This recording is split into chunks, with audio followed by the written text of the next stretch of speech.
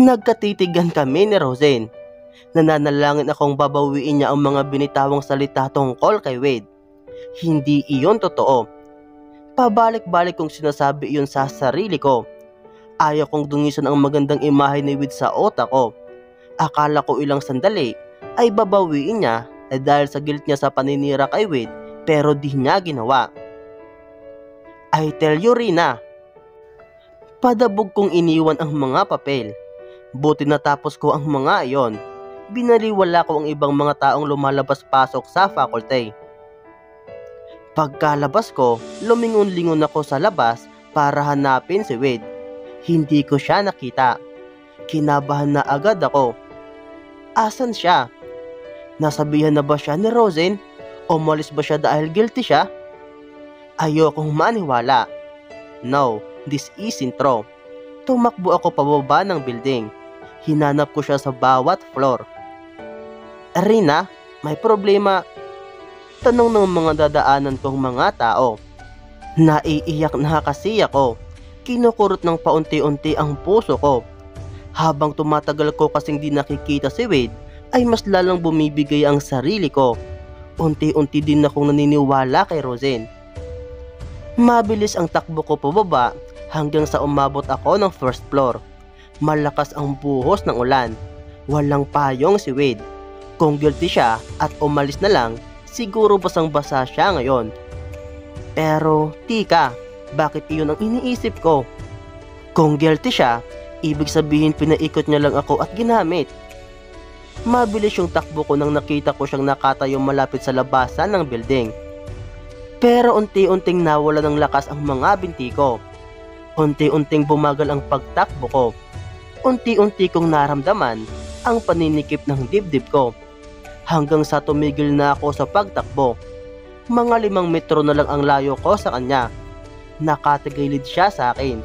Maraming estudyanteng dumadaan sa pagitan namin, pero walang estudyanteng dumadaan sa pagitan nila ni Zoe. Seryoso ang mukha ni Wade nang tinitigan niya ang payong ni Zoe. Nakita kong unti-unting lumambot ang ekspresyon ni Zoe. Mas lalo niyang nilapit ang payong kay Wade. Para bang inoffer niya iyon kay Wade.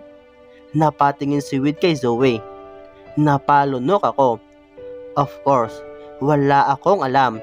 Kung ano man yung namamagitan sa kanila, labas na ako doon. Nandyan na si Zoe, bago pa lang ako. Kahit na ibang relasyon nilang dalawa, inamin ni Wade na magkaibigan pa rin sila noon. Ilang taon na siguro silang magkaibigan. Malalim ang pinagsamahan nila. Kung ano man yung mga plinano nila, sila lang yung nakakaalam. Napatras ako ng ilang hakbang. Tumindig ang mga balahibo ko sa lamig at sa nakikita ko. Lumapit si Zoe kay Wade. Hindi umatras o umiling si Wade. Hinayaan niya lang si Zoe na lumapit sa kanya. Hinawakan ni Zoe ang kamay ni Wade, tsaka umambang bubuksan ang payong. Bago pa sila umalis, ay tinalikuran ko na sila. Doon ko na lamang naramdaman ang malawak na espasyo sa aming dalawa ni Wade. Siya at ang kanyang misteryosong pagkatao. Hindi ko alam kung paano nangyaring sa isang iglap ay naniwala na lang ako kay Rosen. Gusto kong magtanong kay Wade pero hindi ko alam kung kaya kong marinig ang sagot. Tumakbo ako palayo sa kanya. Wala ako sa sarili. Nakakapanghina ang mga nangyari. Nandun na eh. Masaya na ako. Masaya na ako sa aming dalawa. Kahit simpleng mga bagay lang naman ang ginagawa namin para sa isa't isa. Kahit na hindi pa naman siya umamin sa akin. Hindi rin nag-text si Wade sa akin. Nakakapanlo mo. Hinatid kaya siya ni Zoe sa apartment ni na Wade? Malamig ngayon at walang ibang tao sa apartment ni Wade. At ginagawa nila iyon madalas. Nai-imagine ko ang itsura ni Wade. Na-imagine ko yung lahat ng nangyari noon. Yung pagiging malupit niya sa akin at ang biglaan niyang pagiging mabait. Yung paghahalikan nila ni Zoe sa CR. Lahat, maging ang paghahalikan namin. Ganun ba kakapal ang konsensya niya para paibigin ako para lang gamitin? Wala akong ganang makipag-text o sumagot man lang ng tawag ni Corinne o kahit nino. May isang text si Wade pero di ko sinagot. Hindi ko alam kung anong sasabihin ko. Wade: Rina, asan ka? Nag-aalala ba siya o parte iyon ng plano nila? Tumitindig ang balahibo ko habang iniisip kong papasok ako kay Mr. D maano. Oh, Rina, parang Biyernes Santo tayo riyan ah.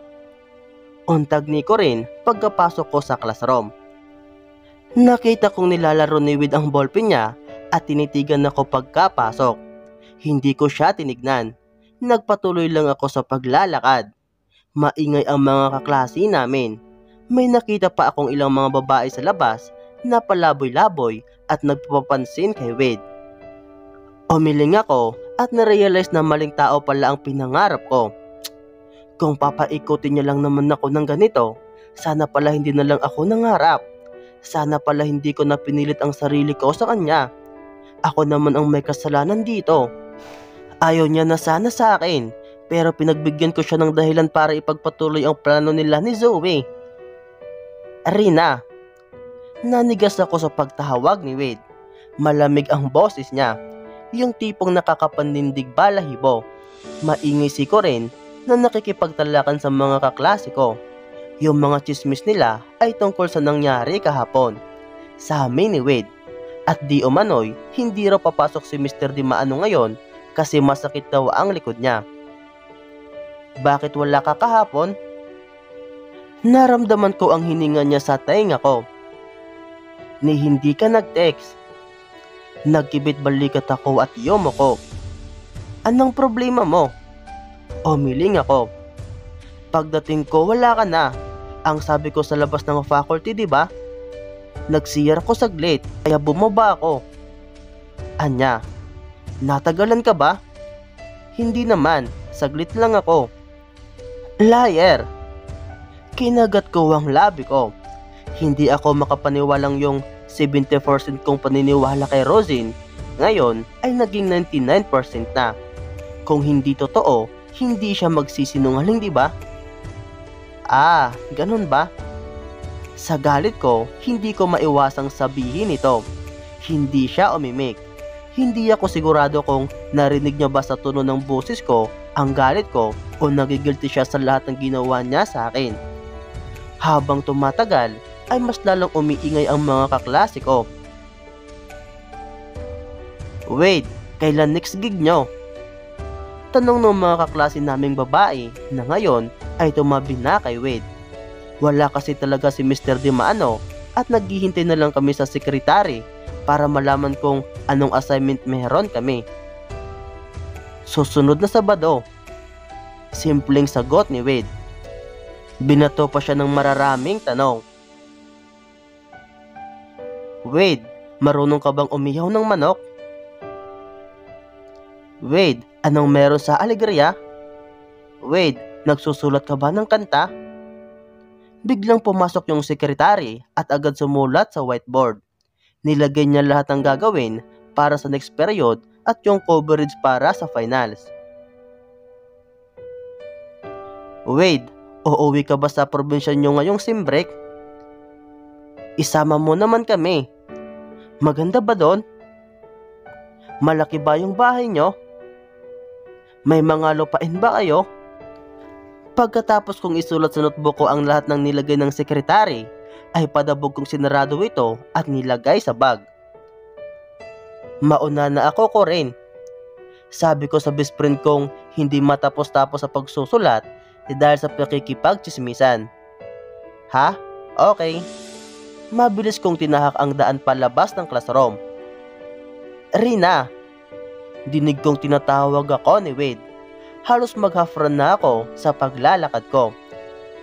Marami pa akong estudyanteng nakakasalubong kaya nata-traffic.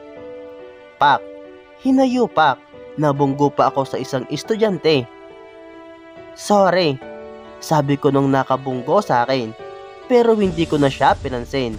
Nagmadali ako dahil ramdam ko ang pagtakbo ni Wade sa likuran ko. Arina! Tumindig ang balahibo ko nang narinig kong masyadong malapit ang boses niya. Tatakbo na sana ako pero hindi ko na nagawa. Dahil sa gitna ng maraming nanonood at mga taong naglalakad papunta sa kanilang mga classroom, ay hinila ako ni Wade. Mahigpit ang pagkakahawak niya sa braso ko. "Wade, bitiwan mo ako."